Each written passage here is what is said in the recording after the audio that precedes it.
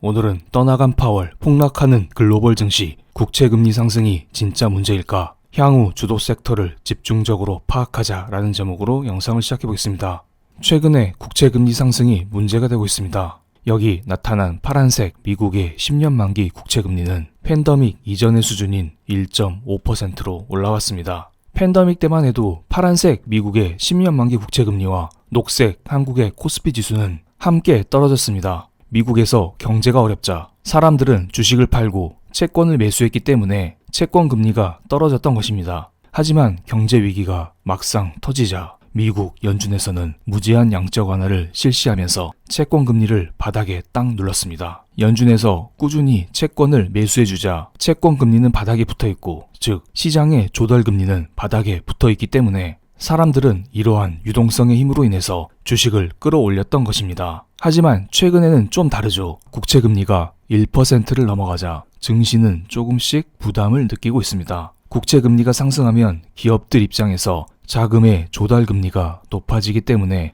회사 운영에 부담으로 작용할 수 있습니다. 개인 입장에서도 대출금리가 올라가니 실질적인 생활 그리고 투자에 어려움을 겪을 수가 있겠죠. 그래서 증시에 조정이 나온 것이다, 이렇게 쉽게 생각할 수가 있습니다. 그런데 국채금리가 몇 퍼센트를 넘어가면 증시 조정이 온다, 이런 것은 정해진 게 없습니다. 참고로 10년 전에는 국채금리가 2%대에서 움직이고 있었습니다. 그러면 증시는 그때 당시에 내내 하락했어야 맞는 거겠죠. 하지만 실제로는 그렇지 않습니다. 지금은 10년 전 대비 부채 총량이 많기 때문에 낮은 국채금리로도 증시 발작이 나올 수 있는 것은 사실입니다. 그렇다고 정확히 국채금리 몇 퍼센트면 증시가 발작한다, 이러한 공식은 정해진 게 없다는 사실을 다시 한번 말씀드리겠습니다. 이건 지난번에도 말씀드렸기 때문에 아주 간단히만 언급드리겠습니다. 지금은 두 가지 요인에 의해서 국채금리가 상승하고 있습니다. 경기 회복에 대한 기대감으로 인해서 화폐 수요가 증가되기 때문에 돈의 값인 국채금리가 상승하고 있는 것입니다. 그리고 바이든의 경기 부양책에 대한 기대감으로 인해서 향후 채권 공급에 대한 걱정 때문에 국채금리가 미리미리 상승하고 있는 것입니다. 바이든은 당선 이후에 부양책에 대한 기대감으로 국채금리가 추가적으로 급등했는데요.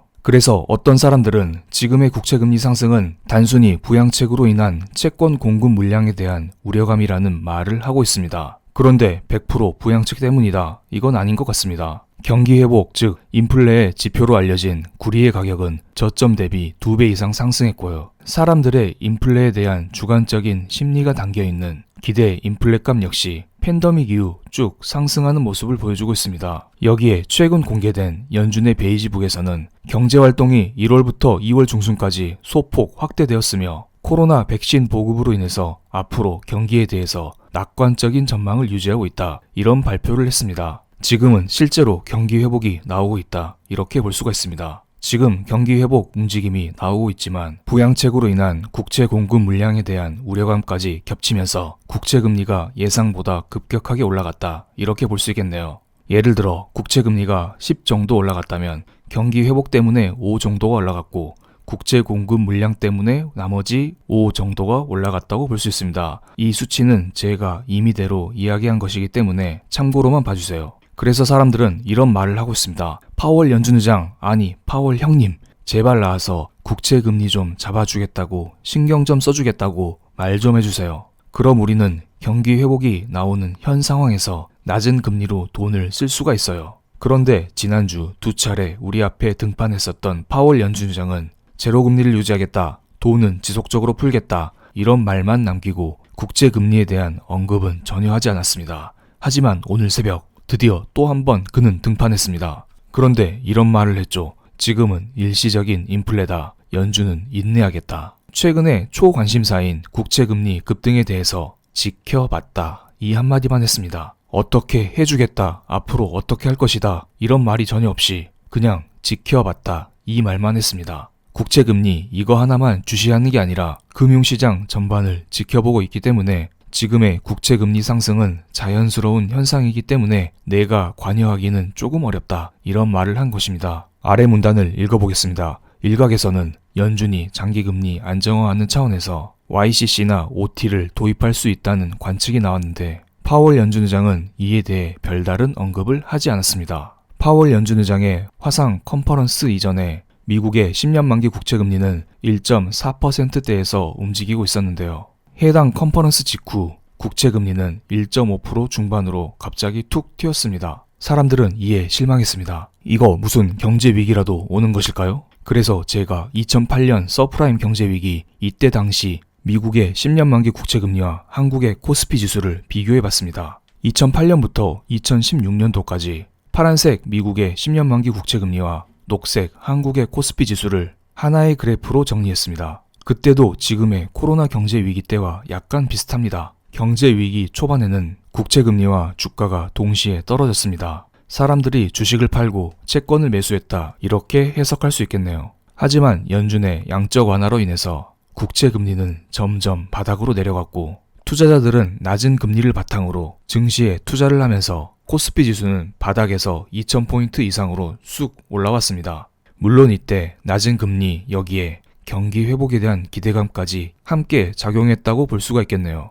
그런데 쭉 하락하던 미국의 10년 만기 국채 금리는 2013년 5월달 들어서 갑자기 상승하기 시작했습니다. 그리고 이때 맞춰 한국의 코스피 지수도 위에서 아래로 쑥 떨어졌고요. 2013년 5월 말에 당시 연준 의장인 버냉키 연준 의장이 이런 말을 했습니다. 앞으로 몇 번의 연준회의에서 자산 매입을 축소할 수 있다고 말했습니다. 즉, 양적 완화의 규모를 줄일 수 있다, 유동성을 축소할 수 있다, 이런 불안한 말을 한 것입니다. 그래서 그때 당시 유동성 축소에 대한 우려감으로 인해서 코스피 지수가 고점에서 뚝 떨어졌고 국채 금리는 바닥에서 급등했던 것입니다. 그런데 이렇게 보면 코스피 지수가 얼마 떨어진 것 같지 않아 보입니다. 그냥 단순히 잔파도를 한번 그렸다, 이렇게 볼 수가 있겠네요. 그래서 제가 빨간색 친 부분을 확대해서 자세히 살펴보겠습니다. 이때 당시 코스피 지수는 발작을 일으켰습니다. 고점에서 12% 떨어졌고요. 당시에 전 저점이라고 알려진 1900, 1850 이런 자리들을 하나씩 다 깨면서 새로운 저점인 1770을 형성했었던 시기였습니다. 지금으로 따지면 코스피 3200에서 코스피 2850까지 떨어졌다, 이렇게 볼 수가 있겠네요.